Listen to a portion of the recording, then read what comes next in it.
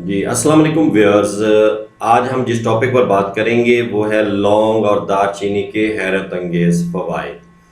یہ چیزیں جو کہ ہمارے کچن سے ہی مل جاتی ہیں اور ہماری روزمرہ زندگی کے استعمال میں ہوتی ہیں، لیکن ہمیں ان کے استعمال کا صحیح طریقے سے پتہ نہیں ہوتا، معلومات نہیں ہوتی، جس کی وجہ سے ہم ان سے بہتر طور پر جو ہے وہ فائدہ نہیں اٹھا سکتے۔ تو انشاءاللہ آج ہم آپ کو بتائیں گے کہ اس کی استعمال سے کیا کیا فائدے ہوتے ہیں اور کیا ہم ان چیزوں سے فائدہ اٹھا سکتے ہیں۔ یہ دوا عضلات قلب کو مشینی طور پر تحریک دیتی ہے، عضلات کو طاقت دیتی ہے اور اس کے اندر جو کمزوری وغیرہ ہوتی ہے ختم کرتی ہے، اور قلب کو جو ہے وہ کافی تقویت عطا فرماتی ہے۔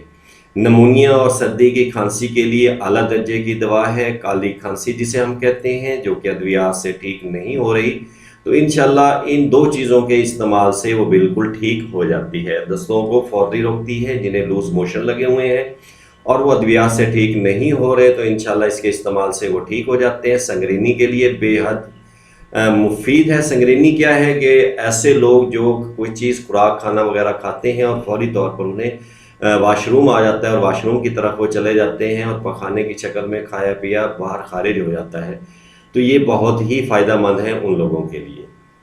کالی کھانسی ہو گئی، نزلہ زکام جن کا دائمی ہے جو ٹھیک نہیں ہو رہا اور پرانا نزلہ ہے، انشاءاللہ وہ بھی ٹھیک ہو جاتا ہے۔ اس کے علاوہ سلسل بول کے لیے مفید ہے۔ ایسے لوگ جن کے پیشاب کے قطرے نکلتے ہیں، چاہے وہ کھانستے ہوئے، چلتے پھرتے ہوئے یا بولتے ہوئے، تو انشاءاللہ اللہ کے حکم سے وہ مرض بھی ٹھیک ہو جاتا ہے۔